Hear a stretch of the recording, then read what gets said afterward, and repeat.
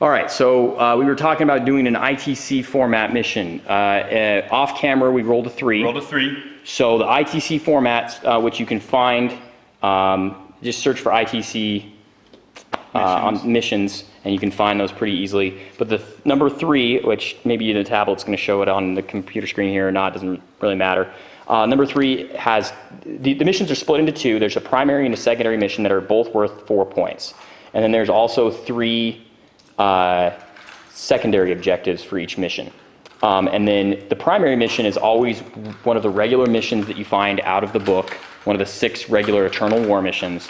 And then the secondary objective is a modified Maelstrom. So rather than drawing the cards and kind of having that confusion of the cards, every turn you'll roll 2d6 at the beginning of the turn, game turn, not your turn, the game turn. Both players will roll 2d6, and if there's any double copies, like you roll 2 6s, you'll re-roll one of them. And then this, for each mission, it will tell you what that roll is. Now, it goes the entire course of the game turn. So whoever goes first obviously can go and try to hold an objective or whatever it is that they're supposed to do, but then the player who's second has the opportunity to not only get the second attempt at getting one of the mission spots, like they can get onto an objective they may have been shot off of, but they also can try and block the other guy after the fact rather than preemptively. So with the modified Maelstrom in these missions, I've found that it really allows, it makes it so that going second is not, it's not as bad. Yeah. So that's how the modified Maelstrom works. It is only scored at the bottom of each game turn, not player turn. And then in this case, the primary mission is the relic. So that works normally the way it would normally work, though this is another thing I learned from Reese, which I had not thought of and had forgotten. If you don't pick the relic up, the relic still counts as an objective. And it still counts as an objective even if you pick it up.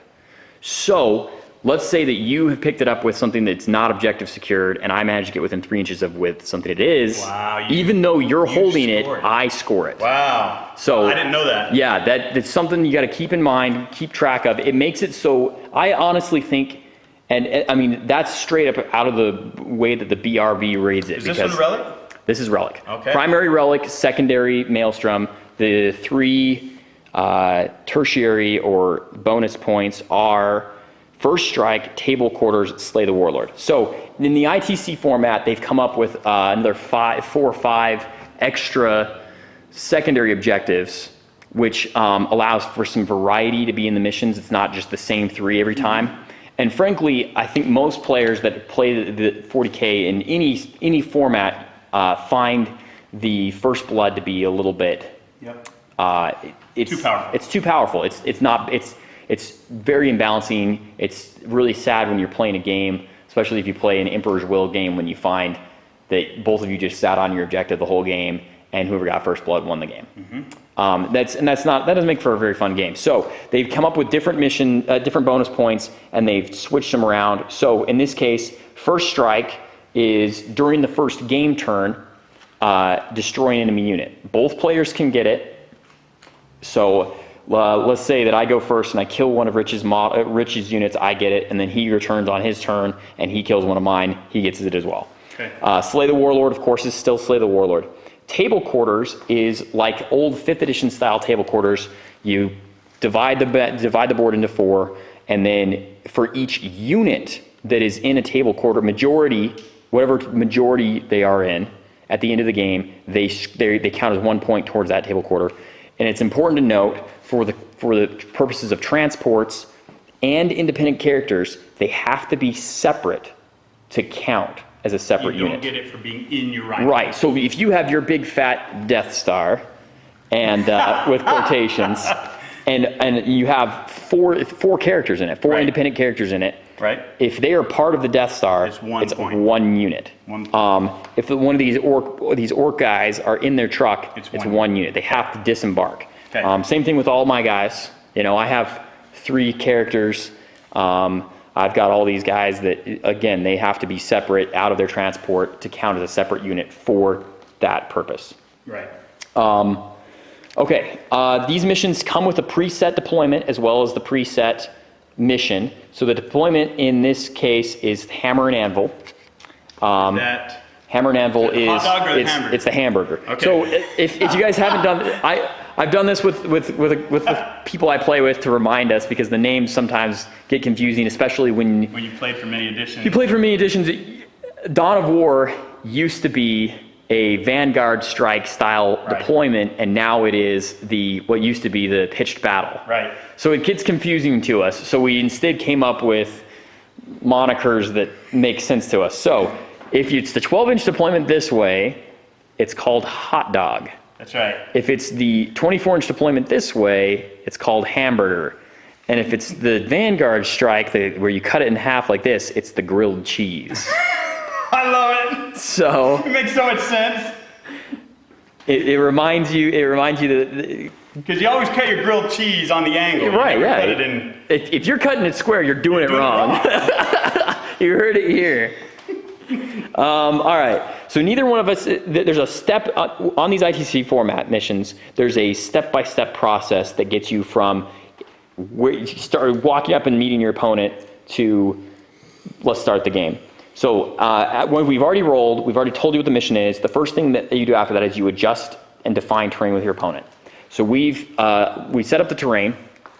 We did something semi-thematic, but one of the important factors of the ITC format and what they try to do in tournaments is line of sight blocking terrain. And 6th edition before and 7th edition in for sure, a line of sight blocking terrain is very important to the way the game works. Otherwise, everyone should just play a mass shooting army and stand in the opposite corner from your opponent and roll dice. So terrain is important. So what we've done is we've put in some terrain that blocks that when you get down to eye level where your models are going to be and where you draw a line of sight from, you're going to have a really hard time drawing a line of sight across the entirety of this board. So that's the definition of line of sight blocking terrain, and it makes a difference. You can't charge if you can't see an enemy unit. You can't shoot it if you can't target it to shoot it. So that changes, that brings in another factor into the game that without, we're just playing math. Right. So Thomas, what will be the cover save on these one of the things ruins? Right out of the book, rule book, you can define most of this stuff as 5+. 4+. Oh, okay. Runes are 4+, and then craters, for instance, if we wanted to call that a crater, I don't know if we do, we tend to be 4+. What I would say is any of the pieces that we've put on here, this guy, that guy, any of the ones that stand out as clearly separate from the board, call them a 4+. Okay. Anything that's on the board, like specifically, like okay, if I'm obscured by this, call it a 5+. Okay, that's perfect. The other thing that I would suggest, having played on this board a few times in my career, is that we don't call this dangerous for vehicles. Okay. Or difficult for vehicles. Okay. We just allow vehicles to go up and down it. The same thing with infantry. Okay. Because otherwise, you'll just spend your whole game, yourself. your whole game just trying to cross the table. Right. So my suggestion for it is we just say it's there for the purposes of line of sight. Okay. But it doesn't hinder movement. Okay. Does that seem good to you? Yeah, perfect. Perfect. All right. So I know that we're pontificating and we're taking a little bit longer with our setup here and stuff. We haven't even gotten to rolling dice yet. I think part of it is that Rich and I haven't played for a long time. We haven't played in the setting of, hey, let's play a competitive game. Right. But also, I always try and play my battle reports to educate. Yes. And to teach, which I believe, Rich, you're in on that. Absolutely. For sure. So that's kind of what I'm going with for here. So if anyone's watching and being like, well, get on with it, sorry, watch something else. Second step, roll for psychic powers, gifts, etc. Neither one of us have to roll for that, so it's not important. Third, we roll for the deployment zones. Okay, so we've already had defined deployment. Now we roll to see who gets to pick which side, and we know it's hammer and anvil, so we're going to either pick this deployment zone or that deployment zone. So we'll roll that. I got mine. Don't drop stuff. That's a 6. Okay, he's rolled a 6. So for definition, he has Orky symbols, and that's perfect. I have the same thing going on. I have the Emperor's Children symbols or Aquila's for my 6s. So my roll is a 3. So which side would you like to take, Rich? shoot. I should have thought of this before. Give me a second, Thomas. No problem. He's going to think about that while we talk about stuff. The fourth step is place fortifications per tournament guidelines. So there's a whole set of tournament guidelines on the ITC page. Basically what it says is you place it before, you have to place it within your deployment zone. It has to be something like 4 inches from every other piece of terrain. You can adjust terrain minimally to fit it if there's nowhere it can go. If there is somewhere it can go that doesn't require you to move terrain, that's where you have to place it in an area like that. That's effectively what I think it says.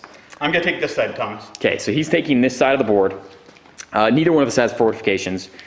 Fifth step, we place objectives using the normal objective placement rules as modified below.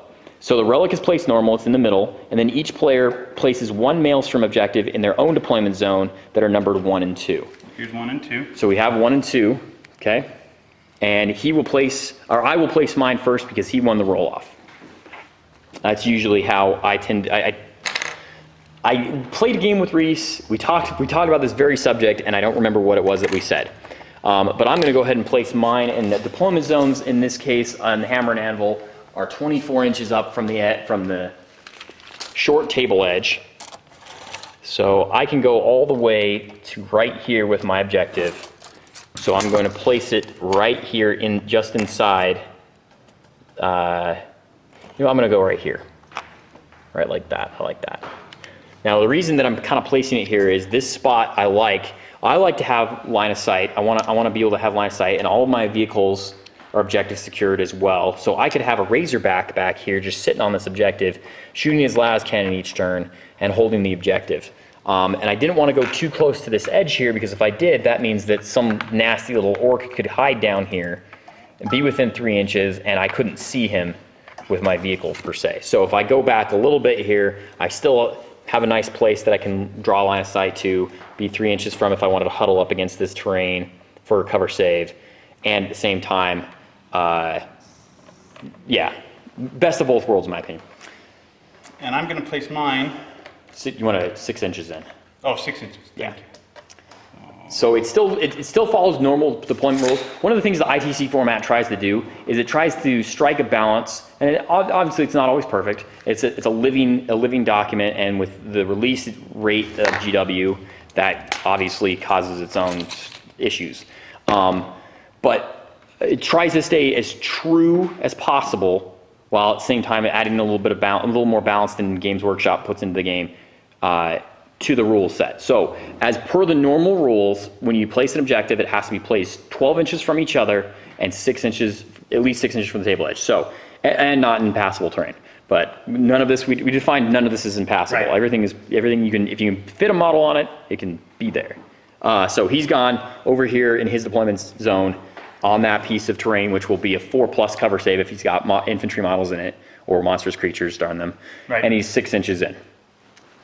Trock should be in. You should just be a monstrous creature at this point, right? Just give him monstrous creature rules. Is that all the objectives we need? Because we can place one of these as the relic. Yeah, one of those is the relic. So the relic will be in the center, yeah. So 24 inches by 36 inches. Obviously, Rich knows that, but I'm saying it for people off camera if you're not over this way about 2 inches. Quite clear. Right there. Okay, so there we go. There's the relic. The relic, of course, can be picked up and moved. It cannot move more than 6 inches in any given phase. That doesn't necessarily preclude the unit holding it from charging. It just means that if the model carrying it has to move over 6 inches, he drops it. Right.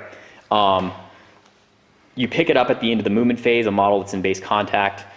During your turn, during the movement phase on subsequent turns, or including that turn, you can make an exchange from model to model, and I believe they have to be in base with each other.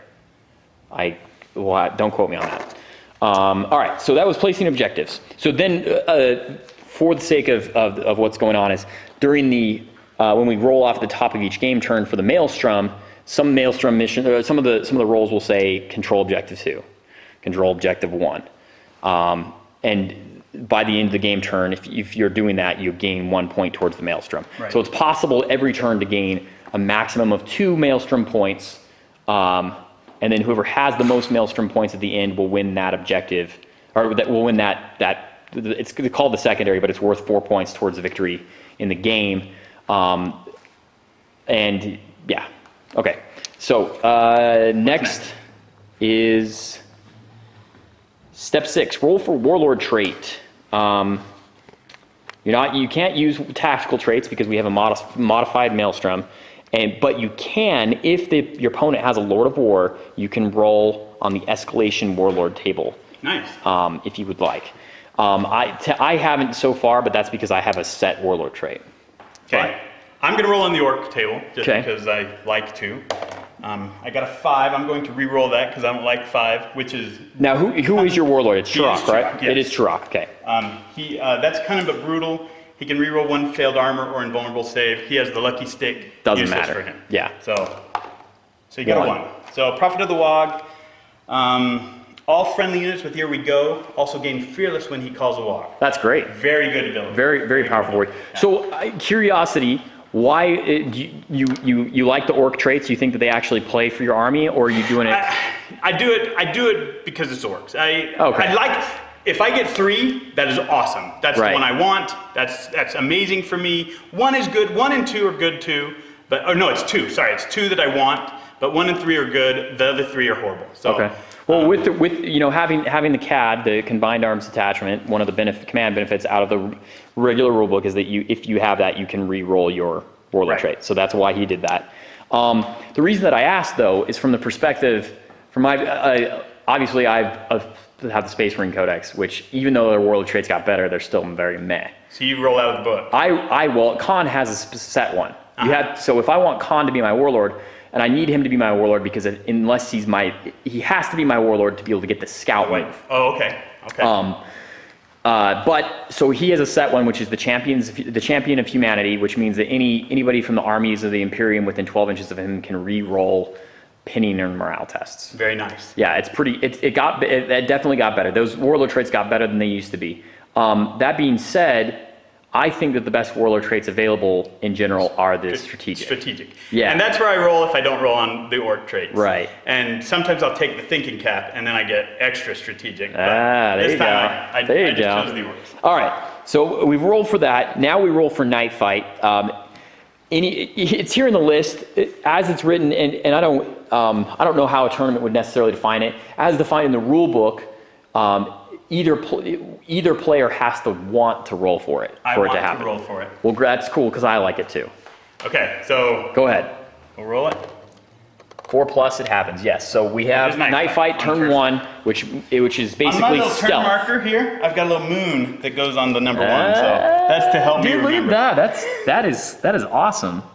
That's a great little piece of equipment there. Where'd you get that? 3rd edition, I think. He got that in box. He got that in 3rd edition. I've been playing for a long time. That's pretty cool, dude. That's a pretty sweet relic there. And this is magnetized and it spins and. Oh, that's just a lot of fun, man. Yeah. That's great. That's cool that you've kept that long. Yep. All right, so now step 8, we roll for first turn, and then it goes normally from there. If whoever rolls the first turn, they can, or whoever wins this roll can decide whether they go first or second. Roll. Yeah, and then whoever deploys first is going to go first, but then the initiative is still in play. So I got a 5. Okay. Ooh, yeah. I think I'm gonna go. Yeah, I'm gonna go first. I want to break. I actually haven't gone first in. This will be the first game in like 4 or 5 games that I've gone first. Of our 5 Orcs versus Marines, I keep track of this. Thomas has gone first 4 straight. Or four times. The one. All right. The one time I went. You go first. Okay. I'm gonna make. Okay. And you know what? I'm not even gonna roll the C. He's calling me out on it. I'll get you, Rich. I'll get I'm setting up. He's setting up. I'm just going as fast as I can so he doesn't take that back. No, that's honestly, this list does really like to go first. My scout move is much more powerful, but I do want to see, you're gonna go first less than 50% of the time. And I say less than 50% of the time because there are enough people who have. Even if you roll to go first, you still can be seized on. 18% of the time. And additionally, there are people who have warlords that add +1 to going first, or add +1 to seizing, being seized, they're seizing on and stuff. So, and I don't play Cotes, so Cotes or however you say that, the most broken model in the Imperium. Honestly, I've said that, I think I probably said this on camera before as well. I had said, you know, oh, I think that they're not so, you know, it's not so broken or something like that. The Imperium, you know, Eldar, man, those guys, psychic powers, blah, blah, blah. And then not only did the Space Marine Codex come out and give all Space Marines access to a army-wide re-roll on multiple turns, but we have Cotes, who is definitely, point for point, probably the most powerful character in the game. He's very, very nasty. Yeah. Anyhow, he's deploying, I'll deploy, and we'll come back to see the not seize the initiative roll. But we'll look at the deployment zones. We'll roll off our Maelstrom objectives for turn 1, and then we'll start moving. All right. Sorry, I had to switch cameras there. Figure out making this thing plug in and charge, and it's a battery hog. This camera's a battery hog. So this unit is charging just this Rhino. Just that Rhino. Yep. So we'll go ahead and try and shoot some guys there with 2 bolter guys out the top. Nothing. And my charge distance is 8. Okay. And they're not going through cover, so they're actually oh, he's there, so these guys come in here. Oh, at the end of the shooting phase, this squad that's inside there needed to make a snap shoot check because you did cause a shaken result on their vehicle, which they are fine on. And I need to put a token on that vehicle. It's an important thing to remember. The way it reads for transports is anytime a transport takes a damage result from a penetrating hit, actually I believe, maybe it's including explodes, I have to double check it, but I know it's the other ones, weapon destroyed, immobilized, shaken, and stunned. The vehicle, or the guys inside at the end of the phase have to take a check, not every time that you cause a result, which is sometimes a distinction people forget. So Tom's up here, you go first. Any other charges? That's it. That was the only charge, okay. Yep. I go first up there, so I've got 5 attacks. Now, I could, here's a tactical situation, and I have to ask, I'm stopping for a second to ask myself the question, because we're teaching and I'm practicing for a tournament. I could choose to challenge. Right. In which case, that guy would have to come hit me instead. What it comes down to is, what do I think is more important? This Rhino or these chicks? And I'm actually going to guess, I'm going to hope and guess on the fact that I think that some of these chicks are going to survive. How many attacks do you have? I don't get the bonus. You don't get the bonus. So I only have 9 guys, so 27 attacks. Okay, so 13 hits, hits and 6-7 wounds, which really comes down to how well I roll, because I have a 4+ save. Minus maybe I kill somebody. It will be less wounds because I'm only strength 3. Oh yeah. It's a disordered charge. Because you disordered charge. Fierce charge doesn't count. Thank you for that. Yep. Extra math there. 13, only so like 3 or 4 wounds. 3 or 4 wounds, which great. Yeah. So that unit will survive if I don't let the power claw just chomp. Versus the Rhino. Yeah, sure. Go ahead. Eat the Rhino. I don't care. Okay. 5 attacks going on your unit. Your weapon skill 4. So I've hit you a single time for no wounds. So here's my 27.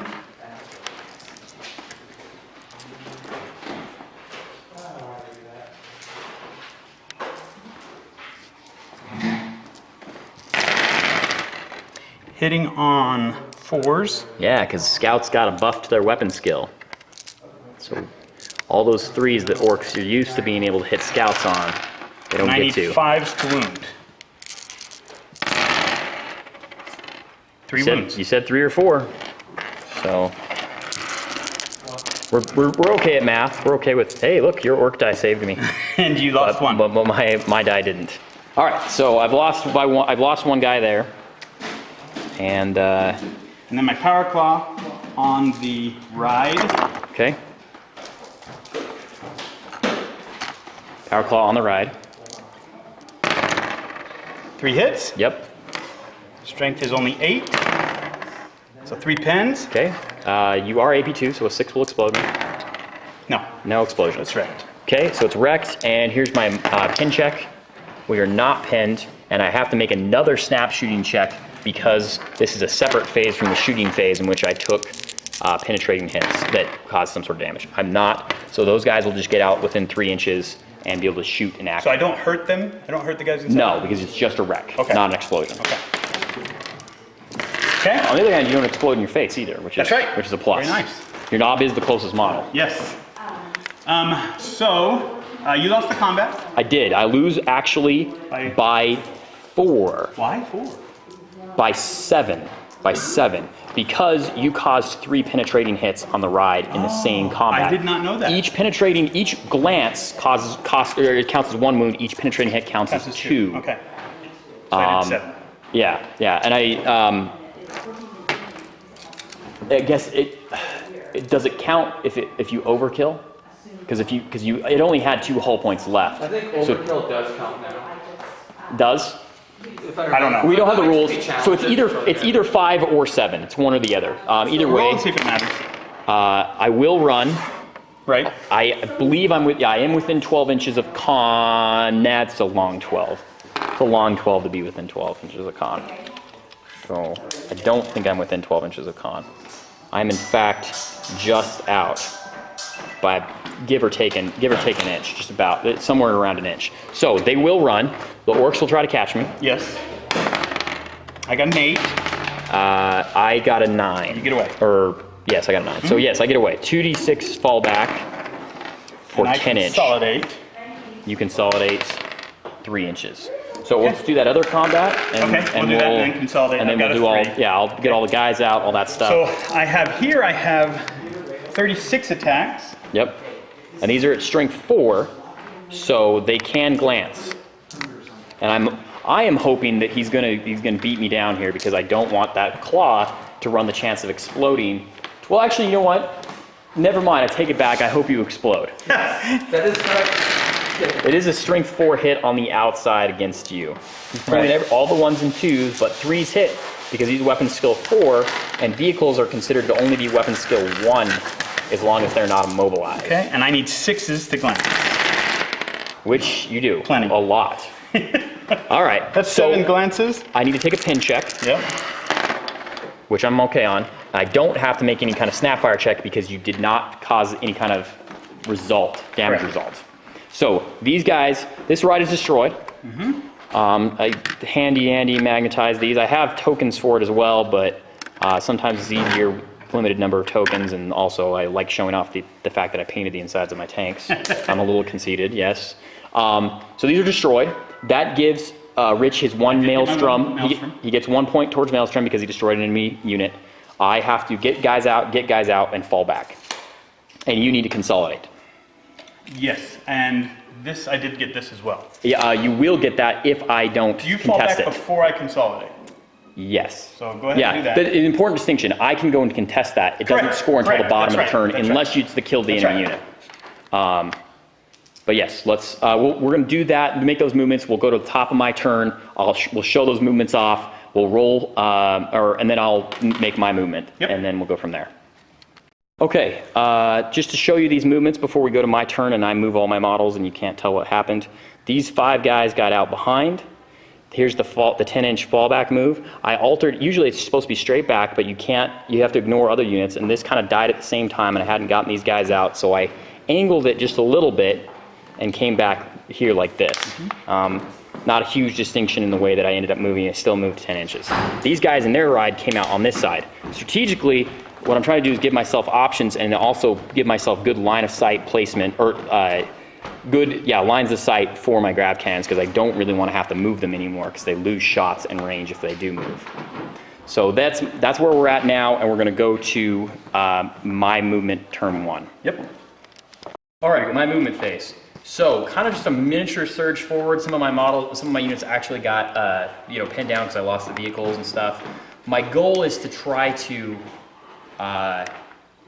kill as many of his objective security units as possible.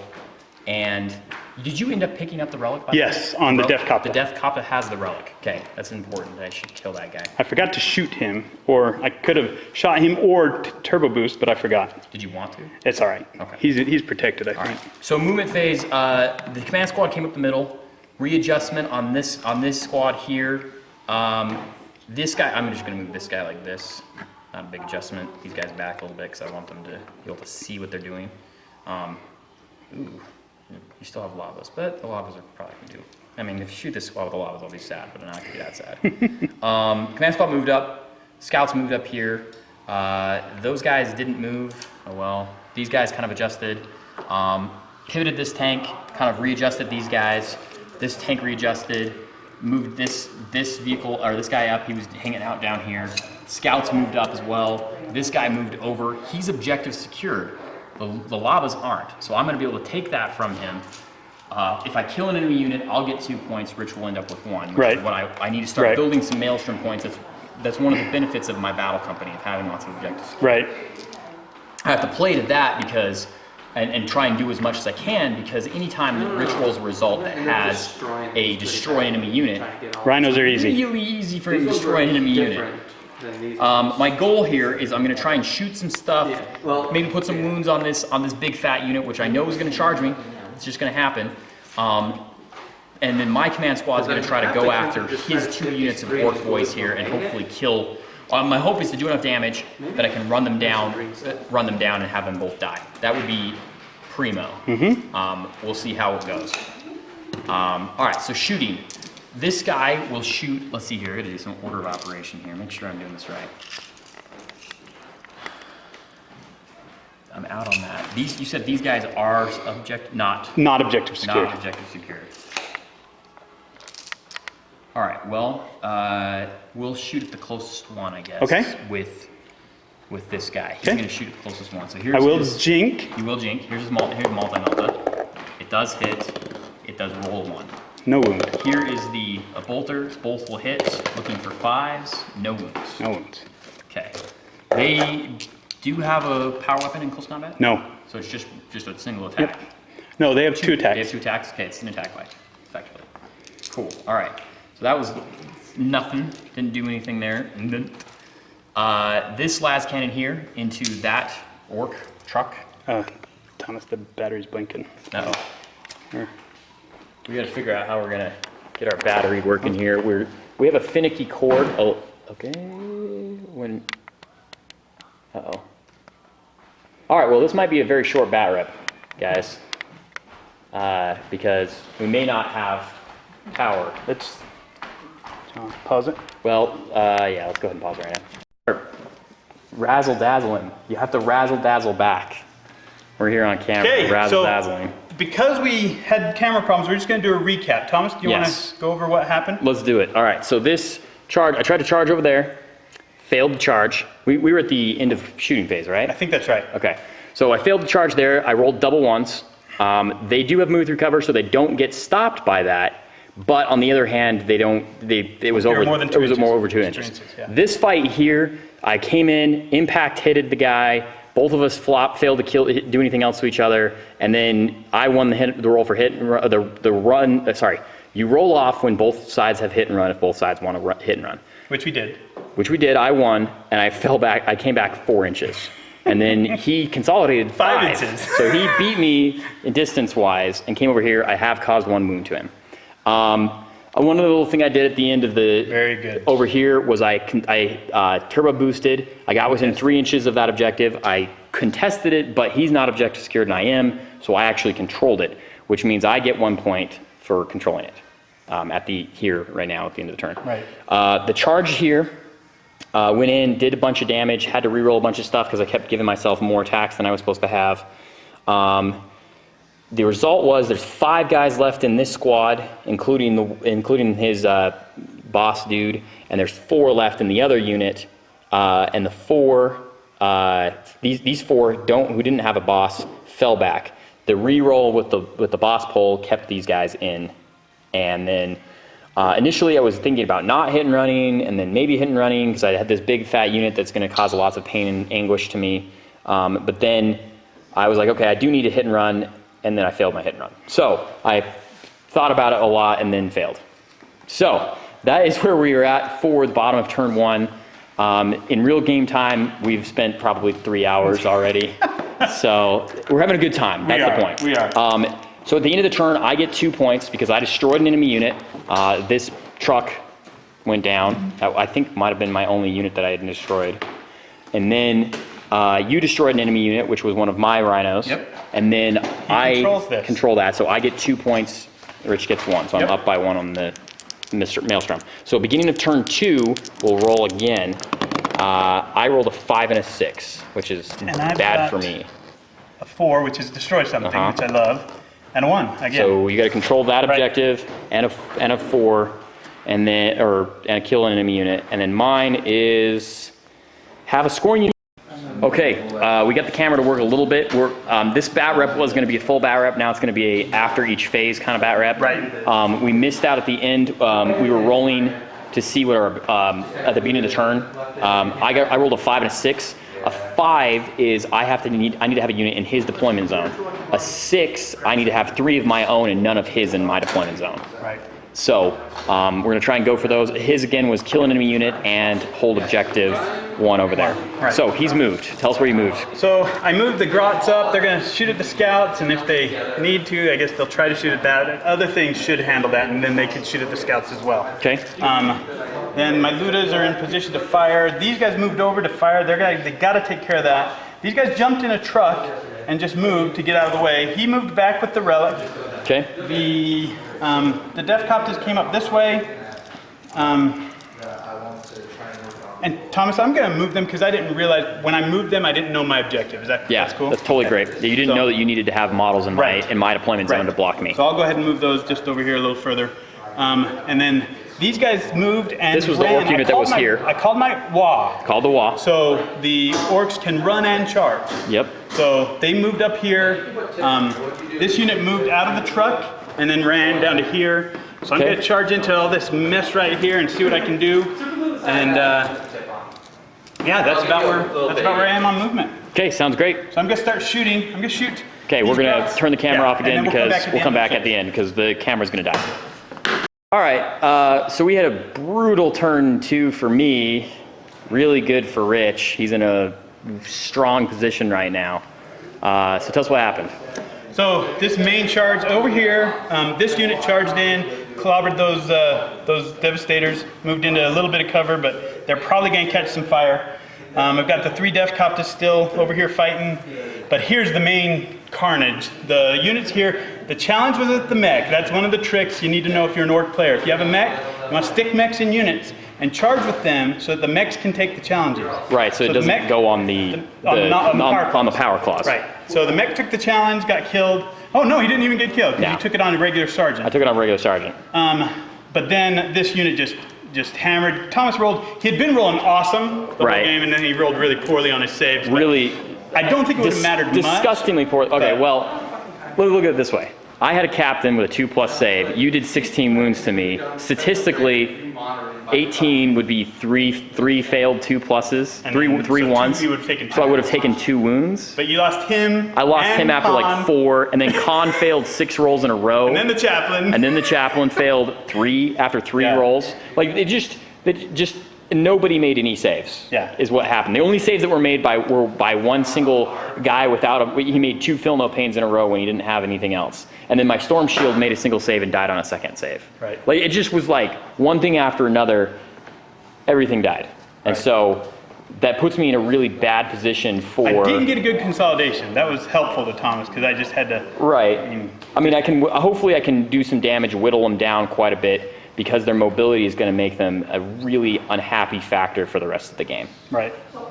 So that's hopefully go from there. Over here, he charged my lone scout after shooting the other 2 down. It was a push, and the scout ran away. And he's over here going probably after the relic. Probably, yeah, doing something. Gun? I already used it though. Oh, okay. Thank you. I wouldn't have known that. I had some reserves coming in. But we also need to roll for our new objective. Oh, no, we don't, because it's my turn. Yeah, so. it's your turn. Okay. My reserves, which I didn't separate, which was stupid, So but both of them come in. They both come in. 1, 2 over there, 3, 4 over here, 5, 6 I choose. This is the scouts. I choose, and the other unit over here. Okay. So I'll move on. We'll do all kinds of stuff we're gonna do, and then we'll go from there. Yep. All right. Well, it went okay. I killed lots of models. Doesn't matter. There are too many. There are almost too many orc models. I really needed my command squad to have some piece of it left to survive, to be able to maximize my effect on the orcs in general. He's got enough little orcs running around that I'm in big trouble, guys. So, the end of the turn, I brought in the scouts. They shot some ludas. The ludas ran. They're right at the edge of the board. Maybe they run off. Over here, I had to bring this ride up, bring some guys out to add effect here so that I could try to get in to range on that objective. I shot enough guys, including the runt herd, that they ran. Meant that I wasn't in range for the goal was to charge and either overrun them or be able to charge them and consolidate out and get within 3 inches of that. It was a long shot, didn't get it. But they're falling back over there now. This ride right here has been stunned. These guys I tank shocked to no avail. They didn't, he didn't take the bait and be like, hey, see ya. Did a lot of shooting, cleared out a lot of these orc bikers. There's a lot of them gone. There's only 3 left, 3 or 4 left. 4 boys left. 4 boys left, and the characters. And the characters are, they're all independent characters. Mm-hmm. So that's gonna be really unhappy, painful. Shot some guys here. They are fearless, so they didn't die. They didn't drop to the ground or anything like that. There's 2 boys left, a mech and a power claw. So, I'm gonna lose units on them. My goal was to try to get my objective, which was to have 3 of my own units and none of his within my deployment zone. And I did it, except for this unit, which is big and nasty, and I can't do anything about right now. Again, a lot of shooting here. This ride came in over here. They had mobilized that ride, which means that if I survive this turn of his counter shot, then maybe I can go and do something with that. We'll see. Honestly, he at the end of it, he managed to stop me from getting a point here. He killed an enemy unit, and he's holding his objective over there. And I came on and got my other objective, which was to have a unit within his deployment zone. So I got 1 point, he got 2, which ties us up 3-3 on the Maelstrom. And I really needed to get ahead as much as I could on the Maelstrom, and I haven't done it. Currently, he's winning the game because he has Slay the Warlord on me. Correct. So I'm up 1. He's up 1 point. So we'll see how it goes. I'm regretting my letting him go first decision. Not that I really feel like it would have made a massive amount of. I don't know. I really don't know. This is the first time I played against orcs with this battle company that I've been running. You weren't in range for all your grav. I could, but if I'd chosen to go first, I would have deployed on the 24-inch line, move up 12, scout up 12, and then be within range to just shoot a bunch of stuff. Charged you first turn then anyway. You could have charged me first turn anyway with a bunch of stuff, which maybe I should have done. I would have had 4+ instead of a 3+ save on that unit, and you see what the difference is. Right. I could have done some damage on the unit, which ultimately was the thing that I should be really afraid of. Like the regular boys, I'm afraid of them. But then if I had chewed up your unit a lot first, then I would have gotten to. You would have had a 3. Yeah, you would have had a 3+ either way because I would have auspexed you. Mm-hmm. Or you would have had a 4+ either way. Mm-hmm. But if I chewed up this unit before it charged me, then maybe my command squad could have gotten in on some of that, or at least survived. And even with the press of models that he had, he didn't even swing 10 of your power fist attacks. Yeah. So, I could have been in a much bigger world of hurt. I'm gonna have to come back and reflect upon this game. I'm sad that we're not getting the whole thing on camera. It's been a fabulous game. It has been. There's been some crazy dice rolls. Okay, so it is his turn 3. We do need to roll for our new objectives for this round. Got a cock die and a 4. 4 and a 1. So control that objective and destroy an enemy unit, which you got as well. I got that 3 times in a row now. That is pretty darn lucky, darn it. All right. At least it's not kill 2 enemy units. I guess there's that. Okay. Okay, he's going to move. We'll come back. All right, movement phase. Top of turn 3. These guys rallied. So Okay. they moved over here. These guys did not and fell back. They will snap shoot at them, but we'll see what happens. Just these guys hopped out of their ride. They're heading for there. This truck moved down. The boys jumped out. The war boss, one of the war bosses, jumped out and headed this way. Okay. Okay. The other war boss stayed with Chirok, stayed with the boys and the pain boy, and moved here. The Big Mac left the unit. He needs to get out of 2 inches. Oh. So make sure you move in such a way that you're outside 2 inches of anybody who's. I can do that. So he'll go here, and he'll go. No, that's fine. Here. Okay. Cool. Okay. Here as well. Otherwise, you'll join him. I don't want to join him. Is that 2? That's close enough. Okay. Close enough for. This unit moved there. They're going to try and handle the scouts. These guys came around behind. They're going to try and get this last vehicle empty. We kind of ignored this area over here, hoping we can get to them later. But over here, we have to handle this threat over here.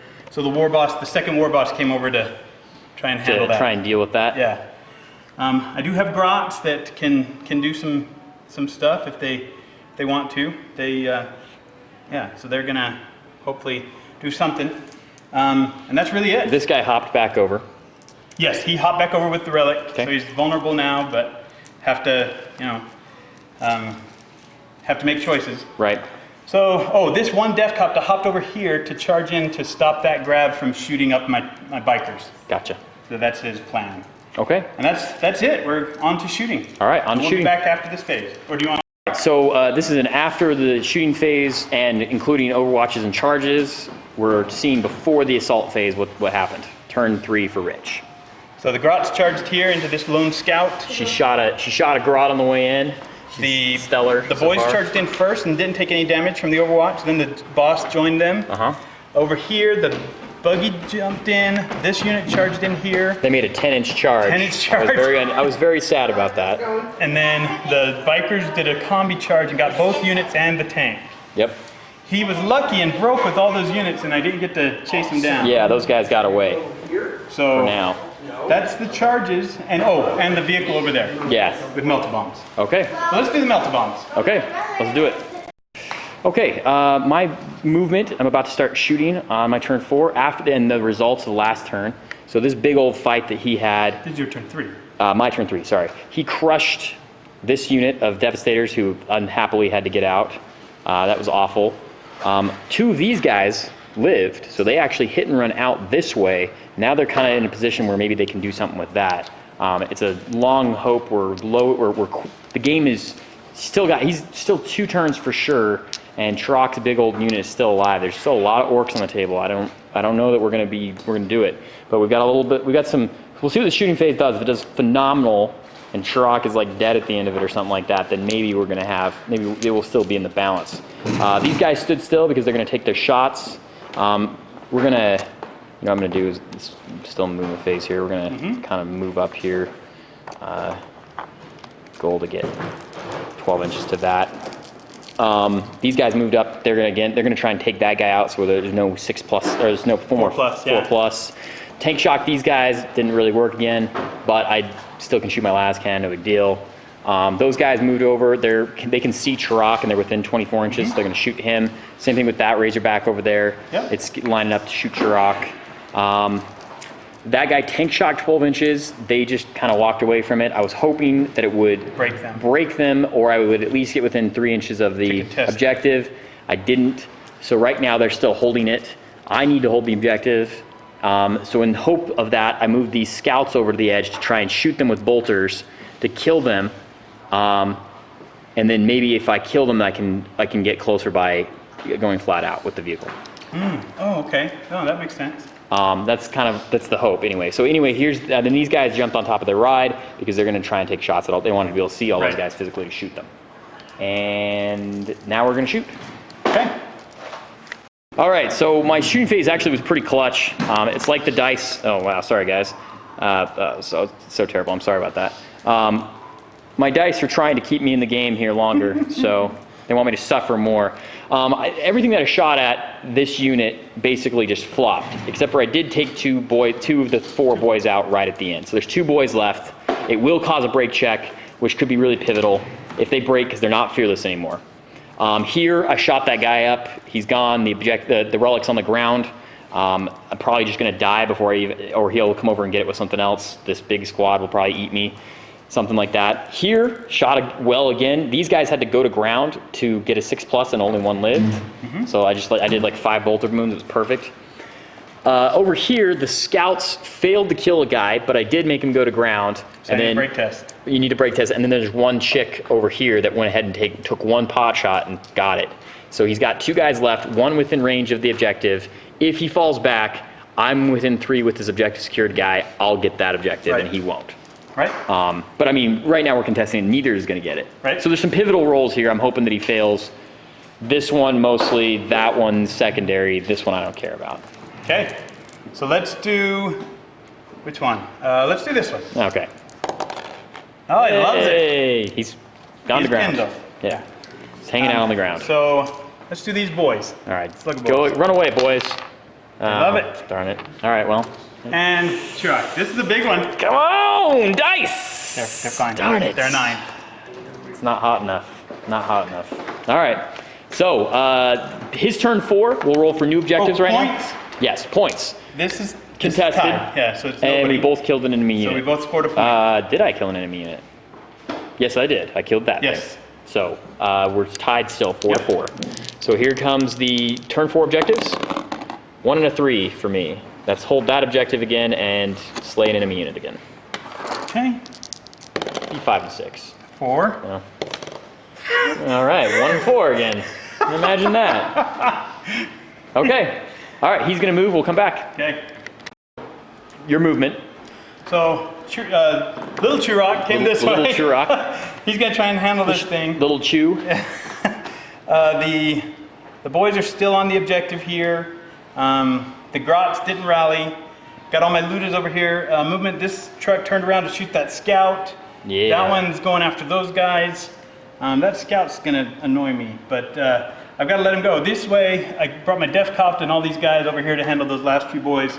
Okay. And that's it. So, all right. we're on to shooting. The big squad's back together. Yes, he joined up. Okay. All right. So let's go with, okay. Okay. On to shooting. Yeah, on to shooting. Okay. Recap real quick. Your shooting phase. You shot there. With the Labas, killed a 3. Killed 3 Marines. I killed these guys with the twin link DACA guns. They just blew them up. Blew them up. Okay. Killed a couple of 3 Marines with Ludas and rockets and yeah. Okay. All the rockets from the trucks. This lone scout is still alive. She's still there. Those scouts died up there. And then he's just going to charge in there. So. Right. And then we're doing Overwatch here. Overwatch here. So we'll do that and we'll come back after the assault phase. Okay. The assault phase, at the end of it, we're at what? Tell us where we're at. Top of 4. We are top of your turn 4 at the end of your turn 4. And you were the top. So he's stunned. I didn't kill him. And you took his weapon off, so he's got took 1 his hull weapon point off. left. He's stunned, yeah. It's too bad he's stunned because he can't move. I can't move. So he'll kill him probably in his phase. Yep. So these guys, I mean, there's basically, they killed all those Marines over there. There's 1 guy left. He didn't fall, or he failed his hit and run. Right. They caught him when he tried to run away. These guys just fell back from a morale test. I forgot to roll that. And then those guys over there took 1 and passed. They're just fine. Yep. So we are my turn 4. Yep. I have a couple of aces up my sleeve. Let's see what you got. If it were a tournament setting, I feel like I might be able to pull this one out, but I don't think so. Because there's still 2 turns. Well, there's still 2 turns, but if it came down to like time, since we've been taking so long, yeah. right? Obviously, we're overtime already, overtime. but I have a couple aces up my sleeve that maybe. I mean, it honestly is not gonna do anything, but it's kind of fun if this was turn 5 or we knew this was gonna be the end. I could pull something out. Right. So we'll go to that point. We'll come back. Okay, so the end of my movement phase. So these guys stood still. My objectives this turn are to take that objective over there and to kill an enemy unit. So they're just going to make sure they kill an enemy unit. They're just going to kill that guy. Maybe they'll shoot this thing. It's 6s, really. Like, either way, this thing, I only have to do 1 wound with a grab cannon on this guy. Right. I only have to basically do 1 wound on that guy. I probably will actually shoot at this guy just because he's not going to get a 6+. I fell to the ground save. Right. One of the clutch moves I had is I moved through this terrain with my super scout, who's lived through everything, and picked the relic up. Right.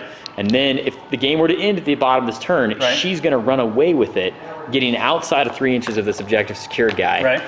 and outside of 3 inches of these guys, and just hold the objective. Because is she objective secured? She's not. She's not. Okay. So I have to get away from everything Right. to be able to hold it. So if the game ended at the bottom of this turn, I'd be able to get away with holding the objective. Right. And then we've lined our 3 las cannons up to shoot Little Chirok and try to kill Little Chirok. So we'll just do this. I mean, we're gonna play it out the end of this turn, and then I'm gonna concede because at that point it's not gonna matter, right? And but we'll play it out just to see for fun what if because I'm happy. And tactically, other than for fun, and I made some mistakes in this game that I know how to play differently against this army. And Rich is an incredible tactician, an incredible player. So, but I need a lot of practice. I don't play. Yes, I need to work on things. You do need to work on things, but you play your army very well. You know the rules very well, and you pay attention. You watch for those small opportunities, those small things, those small changes that are clutch, that can make the difference between a win and a loss in a game. But that segues into what my final point is on this, is that you don't give up, even if you're losing. Right. And like I kind of said it, I said, I think he's going to win, I think he's going to win. But if you're playing a tournament in a setting like this, we've taken a long time. We've taken a long time to play this game.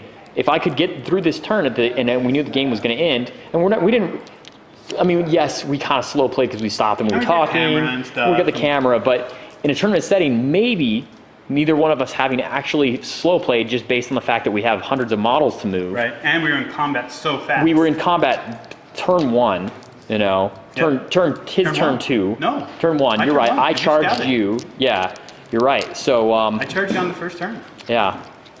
Yeah, so right from the get-go, that slows the game down a lot.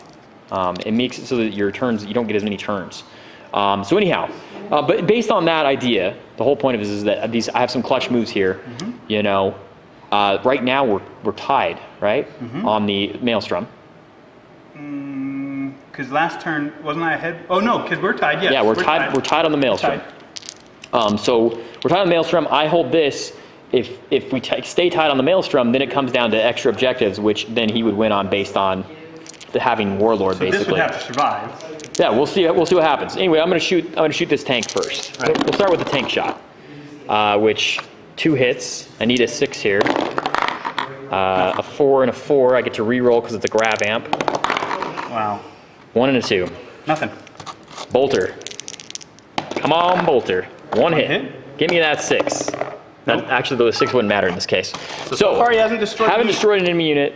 So that kind of decides where he's gonna shoot. Yeah. Well, I mean, obviously, I'm going to shoot there anyway. It doesn't matter. Okay. Would you like to jink? Yes. With Little Chirok. Yes. All right. Here's the tactical squad las cannon over there in the corner first. We're going to stop rolling here. I'm going to roll. I'm going to roll over here. It missed. That's terrible. All right. Well, that's my clutch move. Isn't going to work. Here's the 2. 2 twin lane. Let's see here. You know what? You could kill. I gotta kill something that I can actually kill. Right. But that means you're gonna get that objective, and you've killed this. You've slain one of my units, so you will be up 1. Right. So you're gonna win the game. We knew this already, though. Right. We'll attempt to get a unit, so I'll shoot this truck instead. Okay. Twin linked hit. Pin, yeah. And I don't have any cover. Okay. Goes 5, to a 6. 6. So it's just Immobilized. Just immobilized. So yeah. 1 left. The last las cannon, same place. Hit. Pin. Yeah, it doesn't really matter. It doesn't explode, but it does wreck. Yeah. So you scored a point. I scored a point there. And then I'm going to run away with my scout. Yep. P6. 6 inches. Okay. So if it ended here, which are we going to call it? Yeah, sure. We can call it. We can call it. I mean, effectively, I'm conceding. Right. But because I'll destroy this in close combat. Right. Yeah. I mean, sure. Roll it. Let's see. Maybe you. Hold on. No problem. a phone call that had to be made. Sorry, so he's gonna fail. Two hits, darn it. Roll once. Doesn't matter. It doesn't matter. You're strength 10, right? Yeah. So. Yeah, it Nope. doesn't explode. Correct. Yeah, because, well, it's good. It's good. Yep. Here's the shake. Good game, Rich. Great game. I Great really game. have to, like, I have to tell you, that's the first time I've lost with my battle company. Is that right? Yeah, I haven't That lost. makes me happy. I haven't lost with my battle With company. the Orks. With the Orks. With the Orks. I got beaten by Orks. I haven't lost to Eldar yet. I played Eldar, I played Necrons, I played... You played Reese's. Reese played Astro Militarum and Dark Angels, and then beat him both times. And then I beat him with the some clutch saves at the end of the game to beat him with the Necrons as well. And I hadn't played against Necrons, so I didn't know what I was going against, and I could have made some big decision changing stuff there as well. And he gave it to me in a way because he made some poor decisions at the end because he was flustered about hit and run. And we were running long, so he's flustered about that too. Right. But like Thomas, I mean, that's so many vehicles. The vehicles were what I struggled to kill. I mean, and your guys stay inside them. Yeah, it was tough. It's got a lot of stuff in it, a lot of models, and but I still have some hitting power. I needed to really, we talked about this off camera. I really needed to not lose the command squad in the way that I did with his little return as it did. I needed some better return. And I'll tell you this: those orcs, those orcs with a boss pole it's still a resilient thing. Very tough unit. It's hard. The 10-man squad with a boss pole, you don't kill it in one round combat. It doesn't run away. Right. I mean, it can, but I mean, you've got to have enough of them to make it hit. So. Well, I definitely did. I killed the one guy out. I knew it was going to be hard, and the other guys just, with the boss pole, made their clutch roll, made their roll, And it's a 50% chance with a reroll, so you have a 75% chance on the first round with the boss pole to not run away. Yeah, it's really good. And this unit's fearless, which is why, that's really nasty. So it can go into a combat that it could lose guys and lose the combat, but still do so much damage. Fearless on the Waturn, right? Fearless on the Waturn. No, that unit is always fearless. You rolled a morale check on it. But he's here. He has the big boss. He has the big boss. He has the lucky stick. Got it. So when he's with the unit, when fearless. Little Trox with it, it's gonna stick. Little Chew. I'm gonna call him Little Chew. Let's call him Chewy. Chewy. When Chewy is with the unit, then you end up with Fearless, right? Which is clutch. So he stays with them, but it can Voltron out like that and send guys to do jobs later on once the threats are minimized. And my hit and run, I sat there off camera or on camera even maybe, I don't remember, but that was several hours ago now for us. But I sat here, kind of trying to decide which way am I going to go? Am I going to stay? Am I going to hit and run? Am I stay? Am I hit and run? And then I determined I wanted hit and run eventually, and failed the hit and run. Right. And there was a lot of things where I did that. You had a lot of models to move. I had a lot of, I'm going to try and finagle things. Several of these off camera, I had these guys trying to get out on different sides of the vehicles to try and block line of sight. And then after the fact determined that he had these models that I wasn't considering that had a higher vantage point. Yes. So I wasted some time there, which is one of those things that when you're playing on a timetable, either just because it's a game night, you want to play a second game, or it's a tournament, or anything like that, is not as good. You want to practice if you have an army that you're playing for a tournament especially, and we talk about tournaments often, and some people don't. That's not their thing. But when we talk about it, we try to give advice. Say, hey, here's pointers as to how to play a tournament better. We played this tournament game poorly. Yes. Time-wise, it was bad. I think both of us made some very good decisions. Honestly, I don't know. Having not played against your army before, I don't think I could have made different decisions than I did, except for maybe reserving something else to get back here. So your objective here, when you placed your objective, I was happy that you placed your objective over there and then had your Death Star over here, because I was like, great, I can go take and control that. And then I still haven't. I got it one turn, and then every other turn, haven't gotten it. Right. But it was fun. I need to, there's some things I really need to work on, And but it was really tactically just Thomas plays really well. It's so effective. Like just even the little units that he brought out of reserve, just keeping them back threatened me enough that I had to split off. If I had been able to go this way, I could have killed a lot more stuff. And yeah, so he did. Well, you killed almost everything. So that's the first time my battle company has almost been tabled. It's the first time my battle company has lost. Thank you, Thomas. And that's you're making. Don't give up on your boys. Yes. Orc players. Everybody says orcs are horrible. They're not horrible, especially the way the meta is changing. Grav is nothing to orcs. They just laugh at Grav. Yeah. They laugh at Grav. They do. If you see more orcs at tournaments, you'll see less Grav because so you're telling me what you're saying is the Eldar and the Tau players need to put their Tau and Eldar armies away Put them away to get more orcs out there, so there's less Grav, so that their Tau and Eldar would play better. Well, this is the second tournament style, because I played another tournament style Marine list. And that one on turn 3, on his turn 3, he had one model on the table. It's brutal. I mean, so it's fast and it will come get you. Well, we're gonna have to play again. We have a tournament maybe. We have a tournament for sure we're both going to, and then there's a primer tournament sooner than that maybe we'll end up playing in together. So who knows? Fun. Yes, thank you very much, sir. Thanks for the game. Appreciate everybody watching.